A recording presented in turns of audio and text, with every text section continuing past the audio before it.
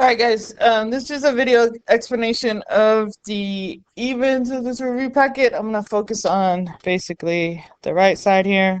So I do have hints on the odds to help you to kind of make sure you're on the right track. I wrote the notes, the rule in the box for you to work out.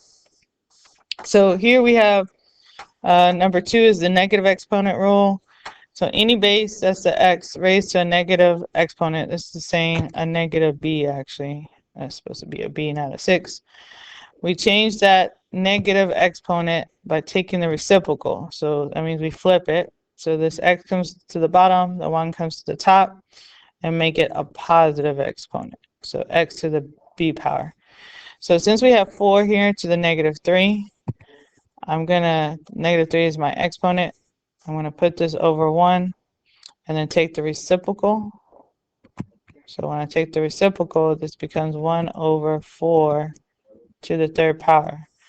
Now, any number that you have, that can be simplified. We can raise that to a power. Oops, sorry. Hold on just a second. I'm trying to get my calculator up here. Okay, so the 4, I raise that to the power 3. That's this little caret above the division sign. And then put the exponent 3 in there. That converts to 64. So this is really equal to 1 over 64. Okay. If you happen just to simplify it with the base to the power exponent, you will still receive credit for that. Just minus a point or 2 because you didn't simplify either way. Okay. Now on number 4 here, we're going to do the product rule. You have to use the product rule on number 3 because you have to multiply first on the top here. The product rule says you're going to add the exponents with like bases. Now, if you have a coefficient that's a number in front of the variable, you're still going to multiply those coefficients together. And then for your base, your variable here, we're going to now add the exponents. So this is saying p to the 4th power plus that 7. Okay, so this can be simplified here. We can just make this 30 and then p to the 11th power. And that's our simplified answer. So when we're multiplying like bases, okay, we're just going to add the exponent. Now, on 6, you're going to do the power rule first, because anytime I have parentheses, I don't know if y'all noticed, there's parentheses and this exponent is outside the parentheses. If the exponent is outside of the parentheses, we have to distribute to each term inside first and then do our product rule. So when I simplify, sorry, let me get this to a different font here. When I simplify this first monomial here to the 3rd power, this becomes 2 to the power of 3, 2 to the 3rd power, c to the 3rd power, and now d, and we multiply the exponents for those bases already with an exponent. So, so this gets simplified d to the 6th power. I'm going to take that monomial and multiply it to our negative 4c to the 61st power times d. So product rule says, we did the power rule first. Now the product rule says we're going to add like bases, add the exponents. That's the number, the little subscript above the letter, with like bases. So here, my negative 4 and my 2, those are just numbers that gets multiplied. That's a negative 8. Then my c, I got to the 61st power and to the 2nd power. I'm adding that. That's going to be now c to the 63rd power. And then if I don't see an exponent, we got to know that that's like an invisible 1. So this is going to be d to the 7th power. And this would be our final answer here, our simplified answer. So that takes care of the first page. When we go to the second page here, oh, sorry, I forgot the question rule. I thought we took care of the first page. Sorry, forgot number 8. Quotient rules. Quotient rule is also stated in our number 3. And so this is when we subtract exponent with like bases. Now, for your quotient or division problems, they're going to be given to you like a fraction. And we have to recognize for the number part, like this 49 over a -7, we're going to divide and just simplify that. This is going to turn into a -7. And then my base with my like bases with the exponents, we're going to subtract those. So that's 20 minus 23. Now, when I simplify this, this is the -7 r to the -3rd power. Now we have to do the negative exponent rule. That's what we did on number 2. So we have to see this, only the r. Don't worry about the 7. That is the only one that has a negative exponent. So this is over 1, and we're going to flip it to make it a positive exponent. So my -7 is going to get multiplied to the 1 over r to the 3rd power. Well, a whole number multiplying to a fraction is just that whole number over 1. So we're really just multiplying straight across, top times top, bottom times bottom. So this -7 goes on top, and r to the 3rd power goes on the bottom. And this is our simplified answer. Okay. All right, now to the next page. Sorry about that. Here, we have to do the quotient rule first. So back to what we just previously discussed. Here, if I have coefficients, numbers, we're going to simplify this like it's a fraction. So we're simplifying it as if it was 15 over 70. That reduces to 3/14. Okay. Now I'm going to multiply to each variable. This a with no exponent is like a to the 1st. So now when I'm dividing like bases, I subtract the exponent. So this is 1 minus a -1. I go to the b, we have a -2 minus 3.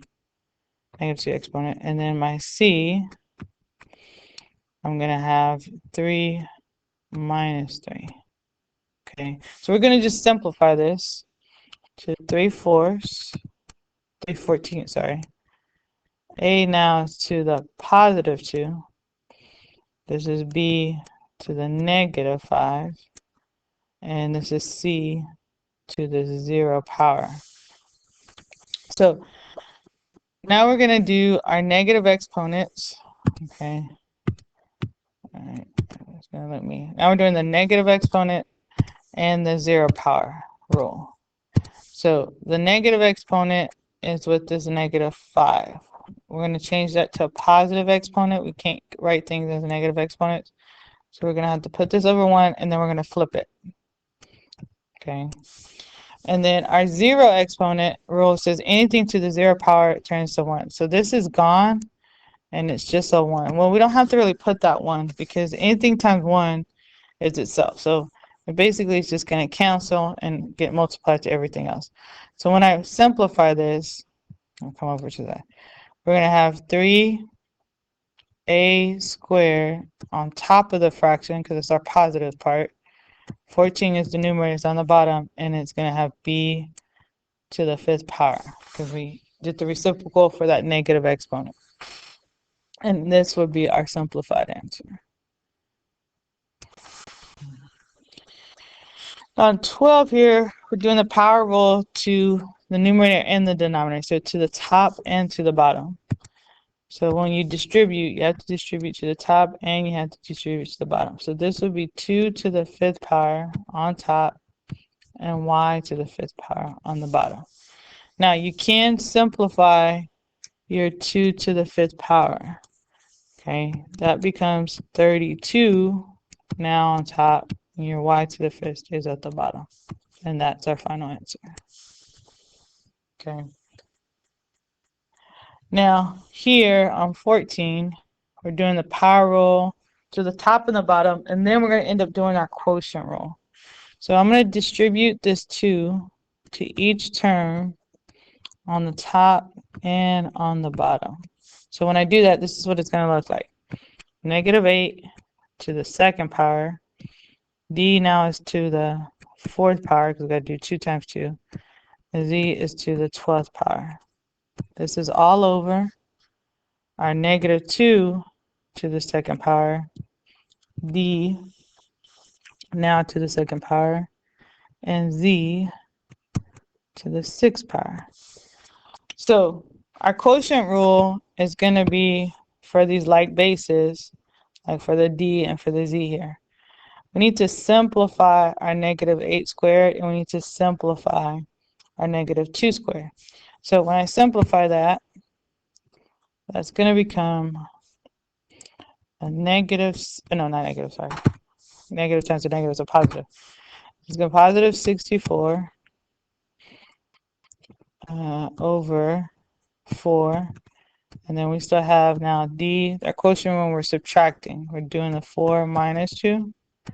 And for our Z, we're doing 12 minus 6. So the 64 over 4, or 64 divided by 4, that can be simplified to just 16. And now we have D to the second power is Z to the 6th power. And there's our final answer. Okay. Here, I didn't think I wrote the rule. So the rule here on 16 is we're going to have to do our power rule first. Because there's exponent, this power, this parenthesis to the power of 3. So I'm just going to rewrite it here at the top. Let me change my font, sorry. So this first binomial, this first grouping or parentheses stays. And now we have 2 to the third power, h to the third power, j to the third power. This is now all over negative 20h to the negative 2. Now, we've got to simplify the top. We're going to do the product rule on the top.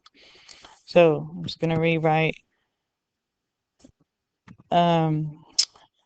negative 2h to the third is now going to be 3 plus that 3 for that other h. And then we're going to have our, then we're going to have this 2 to the third power here is really just 8. I'm going to simplify that. And then we have j to the third. Okay.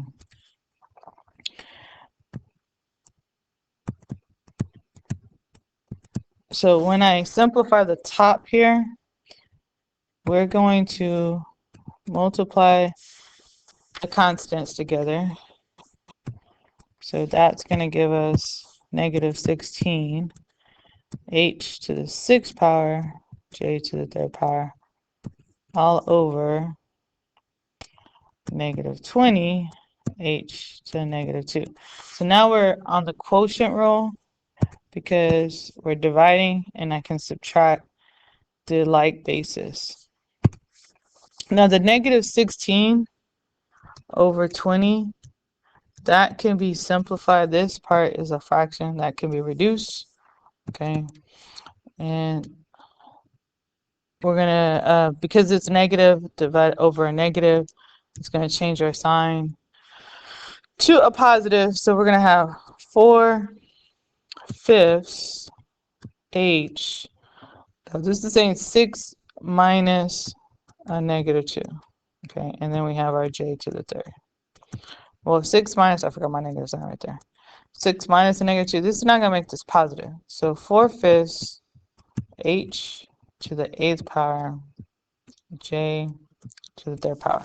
Now, this is acceptable, but if I want to simplify it with the bases with the fraction, okay, anything positive goes on the top. So this, I'm going to put an or.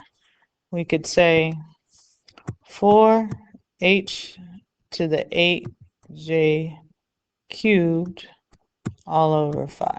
So we could simplify that a little bit further. These are the same answer though. If I just have the fraction in front of the letter, or incorporate the bases into the fraction. Now, on 18 here, we're going to do the power rule to the top and to the bottom. And I know it's negative, but just distribute it first, because a negative times a negative it's going to turn into a positive. So you might end up with some negative exponents turn into a positive here. So we got to do it to the top and to the bottom. So this is going to be 2 to the 5th power x to now positive 25, x to the 0 power, and y to the positive 60 power with the z to the negative 5. The bottom is going to be 4 to the negative 10 power, y to the positive 60 power, and then z to the negative 35. Okay, so we're now going to do our quotient rule. Dividing means you subtract the exponents. I can simplify this, and then I definitely need to simplify this negative 10. We need to change that to a positive exponent. To do that, I have to take the reciprocal. So this 2 to the 5th power stays, but we're now going to multiply that to 4. Oh, I forgot my sign. I'm sorry, guys. I forgot this sign right here. This is a negative 5. When I distribute that, that should have been a negative 5. Okay, so actually, we're still overdoing the reciprocal. So this negative goes to the bottom. Okay, and this negative comes up to the top. So let me fix that. Apologize on this. So 4 to the 10th on top, 2 to the 5th on bottom. And then we're doing the quotient. Actually, I didn't have to extend that yet. Sorry. Get my font better. 4 to the 10th, 2 to the 5th. Okay. So here, our x's, we're going to end up with x, there's a multiplication right there, x to the 25th power, because 25 plus 0 is just 25. Then my y's, I don't know if you see this, they're going to end up canceling, because 60 minus 60 becomes 0. Y to 0 is 1. Everything stays the same. But my z is a negative 5 minus a negative 35. So this actually turns into a positive. So 4 to the 10th power over 25 to the 5th power times x to the 25th power. And this is z to the 30th power. Now I could reduce this 4 to the 10th power actually is a number that you can, transcribe to, and then simplify your fraction, because it's 2 to the 5th is 32, and I believe it's going to turn into another fraction. No, I think it comes out a whole number. So okay, so the 4 to the 5th is, let me show you, 4 to the 5th, not 4 to the 5th, 4 to the 10th, there. A 2 to the 5th is 32. So I'm taking this answer right here, dividing it by 32, and we get 32,768. Okay, so that's just simplifying the actual constants here. So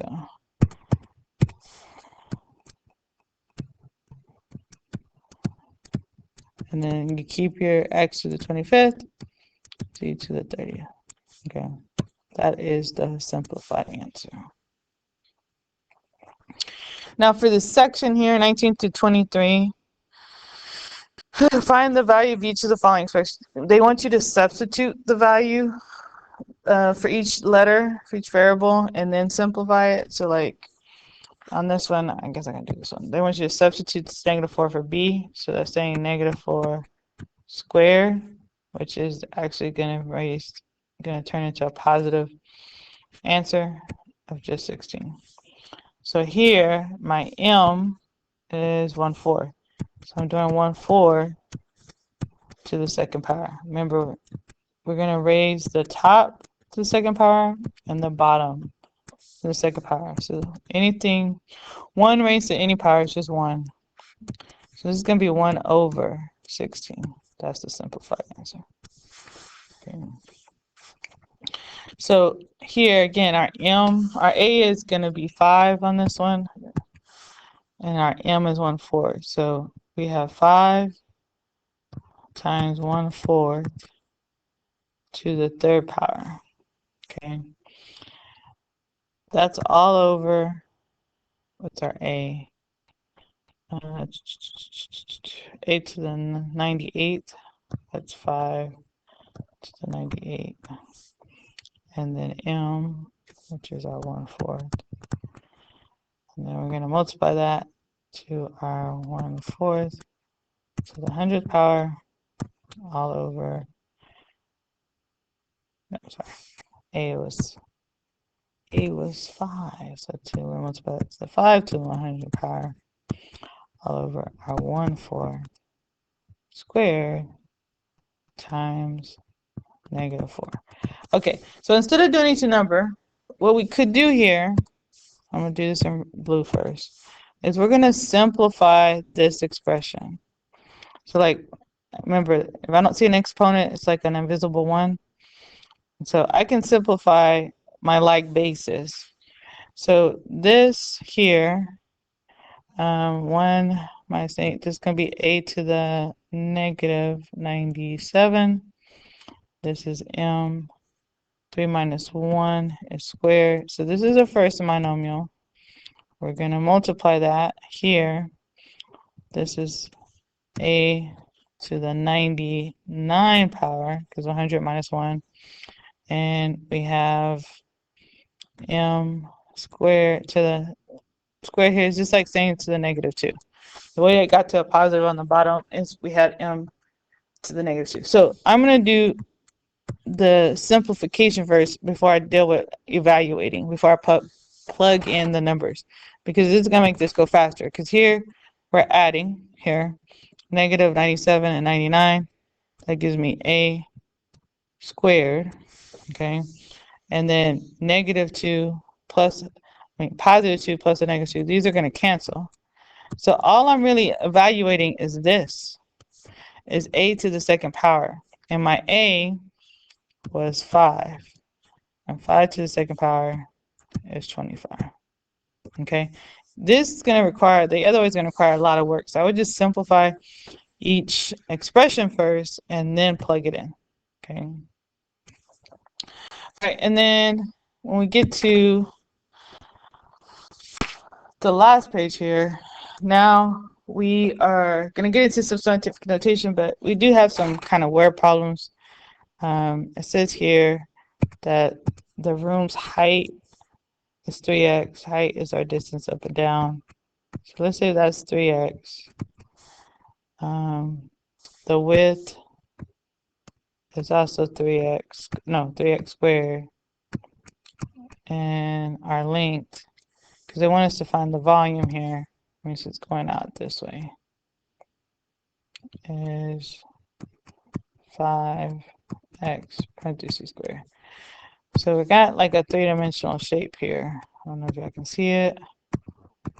And to find the volume of a 3-dimensional shape, that's just length times width times height. So we know our length was the 5x parentheses squared. We know our width is 3x squared, and our height times 3x. So to simplify this, we gotta still follow our exponent rules, and that means we're gonna have to do this power, okay, raising a power to a power. We're gonna have to distribute that in first, okay.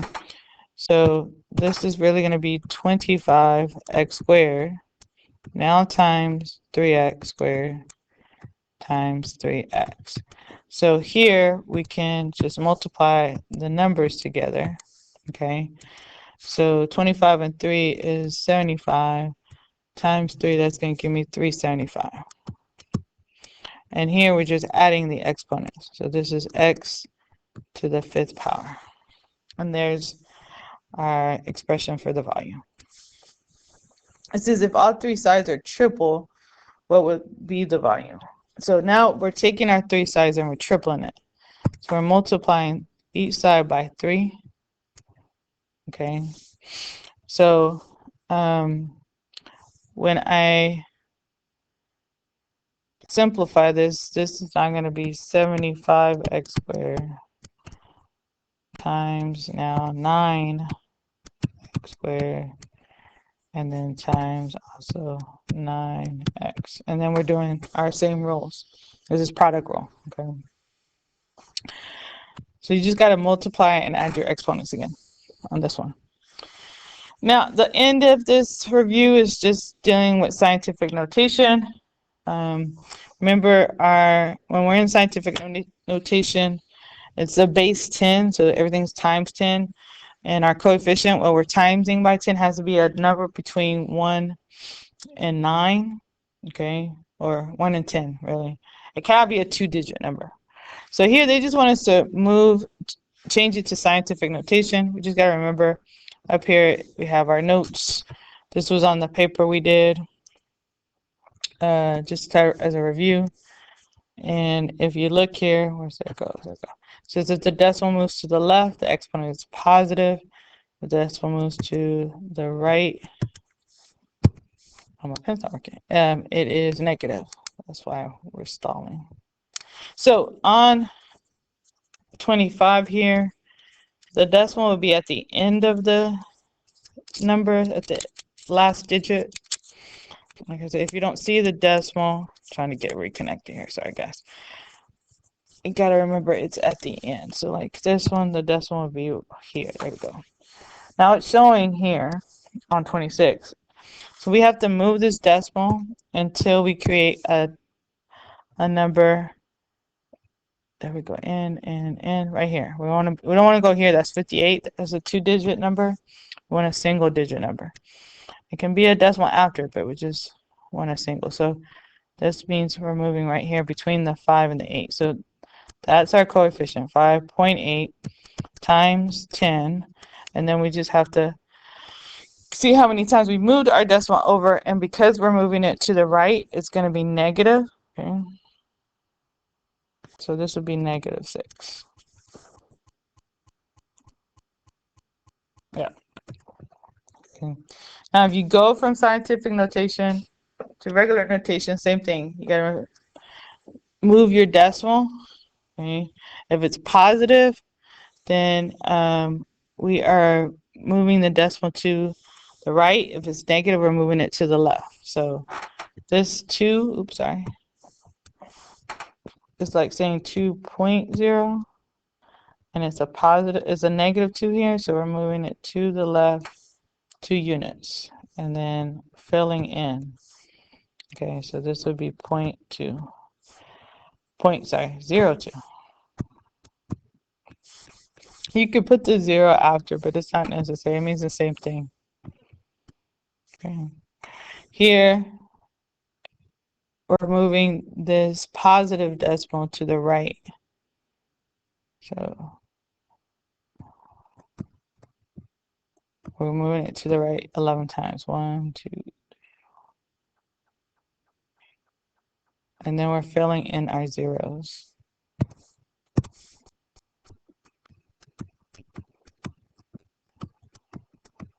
Okay. Now the bottom part goes with the notes, the blue notes on the blue paper that had our operations. So if we are adding, the thing is we need the bases to be like bases. So if we look right here,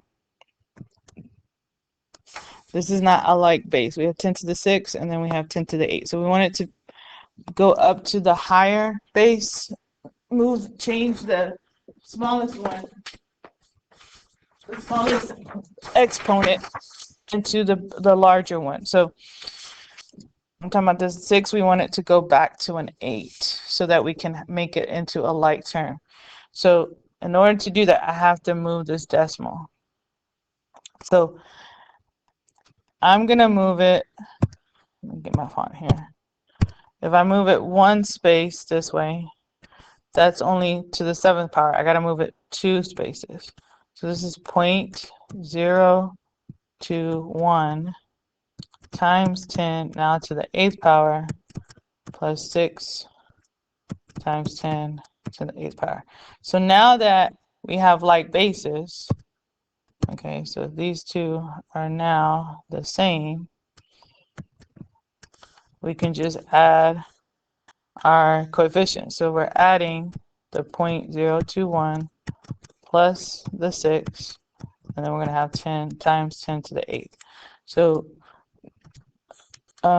you can do the adding of the decimal on your calculator and just simplify it. So this is going to be 6.021 times 10 to the 8th power. Okay. And now that is our simplified answer. Now, if we're doing multiplication, remember, we can rearrange it and multiply the numbers together. So we're going to do our 0.2 times the 4, and that's our 0.8, and it's going to be times 10 to the negative 15. You can have negative exponents when you have scientific notation. So multiplication, if we had like bases, we're still going to add the exponent. And for division, like this one here on number 31, we're subtracting the exponents. So when I rearrange this, the 4.2 is going to be divided by the 2. Okay, so we simplify that, and this is 10 times a negative 11 minus 3. All right, so you're going to simplify that. We just got to simplify each part. And so that takes care of that, guys. You can do a mini review on Alex for extra credit, but test is going to be on Thursday. Thanks.